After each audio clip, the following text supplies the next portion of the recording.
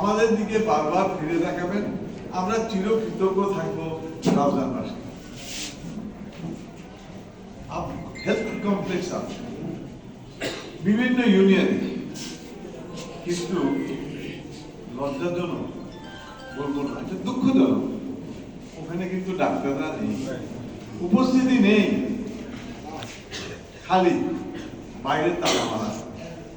এই ধরনের স্বাস্থ্য ব্যবস্থা কতদিন চলবে? এটা কি সমাপনী হবে না? আমরা কি এই গরিব দুঃখী মানুষের দিকে তাকাবো না? তাদের চিকিৎসার কি প্রয়োজনীয়তা নেই? খুবই দুঃখজনক একটি পরিবেশ পরিস্থিতি আমাদের স্বাস্থ্য খাতে। তাই দেখছেন, আমি আজকে স্বল্প সময়ের মধ্যে আপনারা ক্যাম্পের আয়োজন করেছেন, কিন্তু রোগীর ভিড় আপনারা নিশ্চয়ই লক্ষ্য করছেন কি পরিমাণ। অত্র এলাকায় রোগীর ভিড় দেখে নিশ্চয়ই আপনারা বুঝতে পারতেছেন যে কি এখানে চাহিদাটা কত। অনুরোধ রাখবো, আবেদন রাখবো, বিশেষ করে ঢালি সাহেবের কাছে নয়, আমার রাউজানের যেগুলো যারা আছে, যারা উপস্থিত আছেন, তাদের কাছে আমি আবদারটা রাখবো, একবার আপনারা ফিরে তাকাবেন আপনাদের জন্মভূমির দিকে। ভাই বন্ধুরা, আমার প্রিয় ডাক্তারবৃন্দ, আজকে যারা আপনারা এখানে এসছেন, আমি জানি না অত্র এলাকার নেতৃবৃন্দ কত রাজনীতিকতা আপনাদের করতে পেরেছে, কিন্তু আপনারা শুরু করেছেন। ভবিষ্যতে আপনারা আসতে পারে আপনাদের আন্তরিকতা আরো বাড়বে, এবং আমার বিশ্বাস আজকে যে এসছেন এই সূচনাটি আপনারা বিসমিল্লাহ করেছেন, বারবার আসবেন, সেই একান্ত অনুরোধ ও কামনাটি আপনাদের কাছে আমরা যারা রাজনীতি করি, আপনারা যখন শহরের চেম্বারে রুগী দেখেন, কিছু মনে করবেন না, একজন রোগীর জন্য নাকি 2 মিনিট নির্ধারণ করা হয়। 2 মিনিট নির্ধারণ করা হয়, এই 2 মিনিটের মধ্যে আপনার রোগ সংক্রান্ত সবকিছু বলে দিতে হবে। কারণ 3 ঘন্টা যদি রোগী দেখেন, 2 মিনিট করে দেখলে পরে কয়জন রোগী দেখা যায়? 90 জন। 90 জনের মধ্যে 50% হলো নতুন আর 50% হলো পুরাতন। তো 50% যেটা আসে সেটা কিন্তু নতুন ফিস, আর যেটা পুরান আছে এটা অর্ধেক ফিস। আপনারা ভালো ব্যবসায়ী হিসাবে আপনারা খুব ভালো, আপনারা ক্যালকুলেশন ইজ অলসো মাশাআল্লাহ খুব ভালো। আমরা গরিব, আমাদের দিকে একটু তাকাবেন, ফ্রি চিকিৎসার জন্য আপনাদের দিকে তাকিয়ে থাকবেন। আল্লাহ মেহরবানিতে আপনাদের আয় সঙ্গে কারো আয় তুলনা হয় না।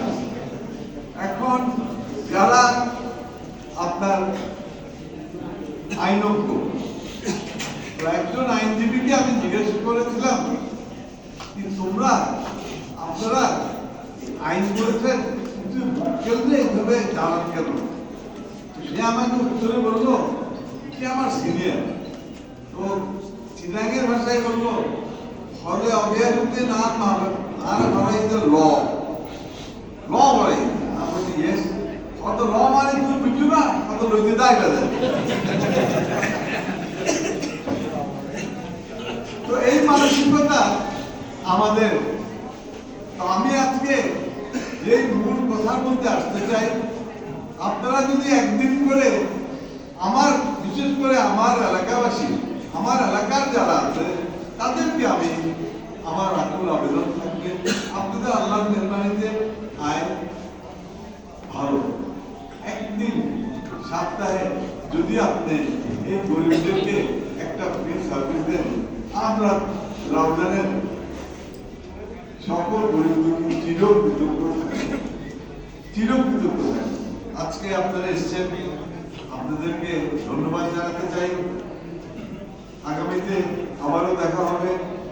আর আমি শুনেছি, আমি বসে বসে ঢালি সাহেবের থেকে শুনছিলাম, থেকে তারিক রহমান সাহেব জাতীয়তাবাদী দলের চেয়ারপারসন আপনাদেরকে নির্দেশ দিয়েছে যে 300টি আসনে আপনারা আপনাদের উপস্থিতি যেন প্রতিমান হয়। জানি না কয়টা এলাকায়, নির্বাচনী এলাকায় আপনারা গিয়েছেন, আমার এখানে এসেছেন। আমার আশা করব কি যতটুকু পারেন আপনারা বিভিন্ন নির্বাচনী এলাকায় যাবেন, বিশেষ করে